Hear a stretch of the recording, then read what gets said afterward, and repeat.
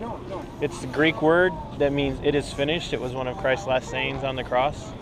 I'm Todd. Nice to meet you. Yes, I'm ready. Joseph. And Crystal. And your name is Yes, I'm Ready. Yes, I'm ready. Marilyn. Joseph She and answers to anything. just as long as you don't call her Crystal and Joseph and Marilyn. Mm-hmm. Marilyn. I am. You from here in town? Chatfield. Chatfield. I'm a regional missionary here in the area, Thank you. and she brought a word search to the demo derby. My plan was to go get my ticket and sit after I looked, and then I ran into my friends, so I haven't done a single thing. I even had to buy a pen. I just find it ironic that you brought a word search to the demo derby, which I thought I may have been sitting waiting for a while. So where do you folks go to church? Calvary Baptist in Chatfield. So your pastor is Mike. Gittins. Mike Gittins. Young, relatively younger. He's friends with the pastor of my sending church, Chad Scarron from Stewartville, Redemption Hill. So you all go there? Yes. So then. Yeah, I'm here just spending the summer with Grandma. And not money. Yeah, $1 million Hills. When I'm going to school, I'm down in Virginia at Liberty University. At Liberty. So I have to go to the Israel as a missionary. You get to. You don't have. I hope to. You hope to. There you go. I So- visited Israel this last winter. You were in Israel this last winter? How'd you like it? Oh, that was my second time. I like it. My mom's been there once. My mom goes to First Baptist in Stewartville, or in Spring Valley. So Joseph, I'm going to ask you a really hard question. Uh-oh. What year are you in? Super senior, 5th year. Super. They call that lazy, and Well, yeah. I'm just picking on you. That's not uncommon. So, if I had to put you on the spot, you're walking around Lynchburg is where the university is, right? So you're walking around Lynch. You work down there? I hope to. You hope to. So you're down. You're at work, or you're walking somewhere, and somebody from Lynchburg says, "Hey, aren't you from the college?" And you're like, "Yeah." And you're like, "What do I have to do to be saved?" Well, it comes in 3 different steps, really. First is believing that Christ actually was a real person. He came, he died, he rose again.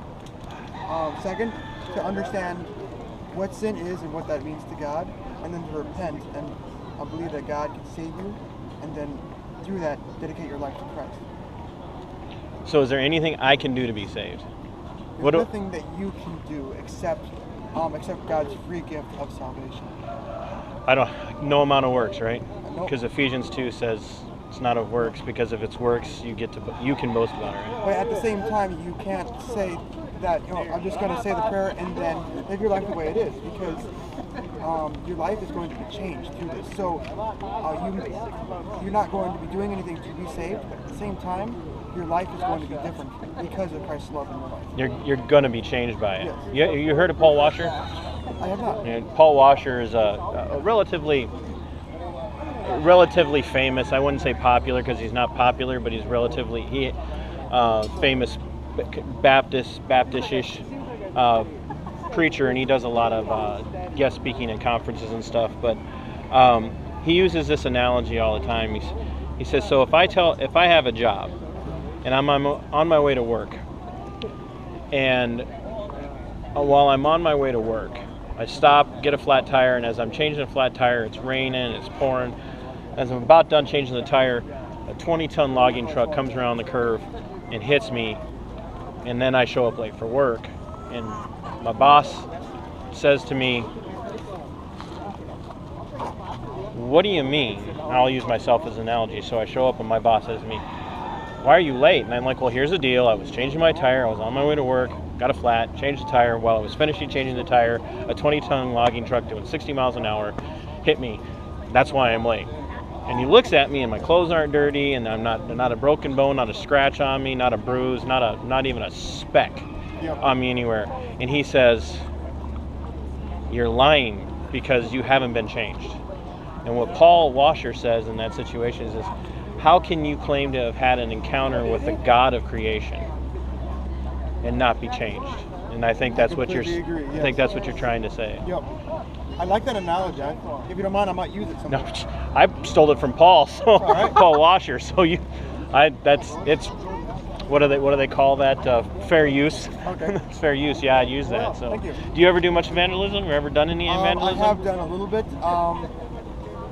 My parents are missionaries in Thailand, so I have shared the gospel mostly over there. Being that I've done primarily a Christian university, most people that I meet over there are already saved. But I have done some evangelism in the past, yes.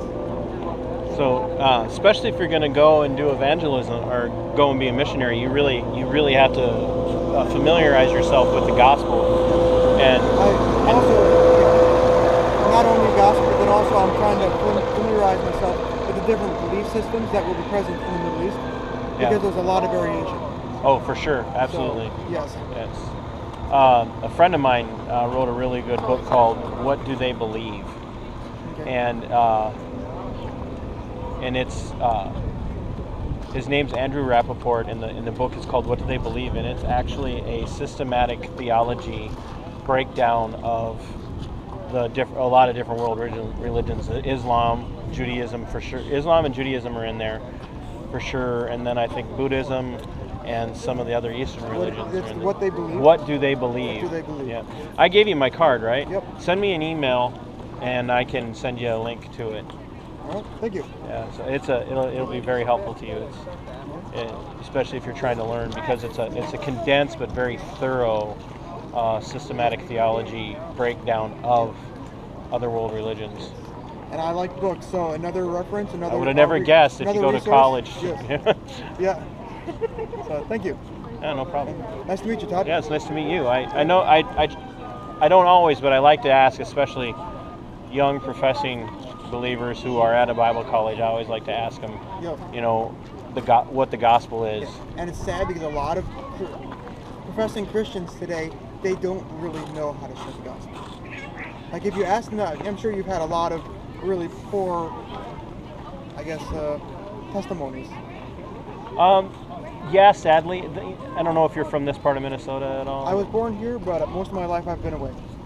Yeah, Minnesota, southeast Minnesota, and that's why I call myself a regional missionary. I just talked to a guy, 15, 20 minutes before you guys came by, and he said this area is very Christianized. And he meant it as a compliment, and I'm like, that's actually really sad. I didn't tell him that, but I shared the gospel message with him while I was talking, but it's true. This area is very Christianized. A lot of people think that they're good with God because they've been going to church their whole lives and that they were baptized as babies. And that's really, they think they're saved by works in that respect. Yeah. Because you're saved because of something that you're doing instead of something that has been done for you. Right, absolutely.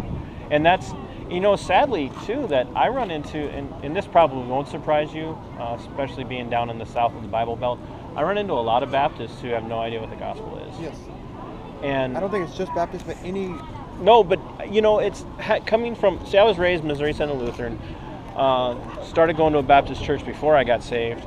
Got saved in 2004, going to a Baptist church. I was saved as part of another ministry, Way of the Master, Ray Comfort. I've heard of that, yeah. Stumbled across that on TV and realized because of that show, God's Sovereignty, because of that show, leading me back to that show every week, week after week after week, I realized I wasn't saved. And I couldn't have communicated the gospel to anybody. Yeah. And so I'm like, but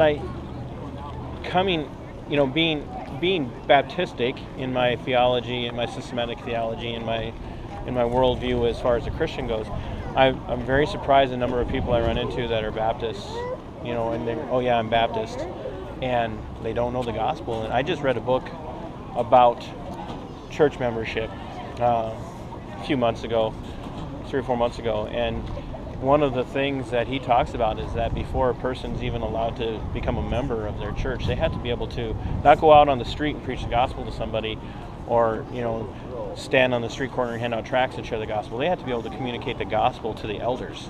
Okay. And if they can't, they have somebody mentor that person and sit down with that person to examine their lives to make sure they're actually saved. And then if they learn how to communicate the gospel. And once they can communicate the gospel, they don't just say, oh, well, you can communicate the gospel, because you can read story after story after story of people who were false teachers who got saved, but they knew the gospel. But what they say is in their church, and I think it's a really solid thing, is that, like, if you're going to claim to be a Christian and you don't know how to articulate the gospel even in its basic form, you've got problems. And that's a huge, all of that to say, that's a vast, huge problem in the Western church in the United States. I really commend you for actually going out and witnessing with others, because we've seen a huge shift in the history of Christianity. 100, 200 years ago, you saw mostly missionaries were going from the west to the east. And we're having a lot of people coming from Korea Now, and other places. There are more missionaries now going from east to west than the other way around now. It's really sad. Absolutely. The Korean Presbyterian Church sends more missionaries to the United States than the United States sends to Korea. And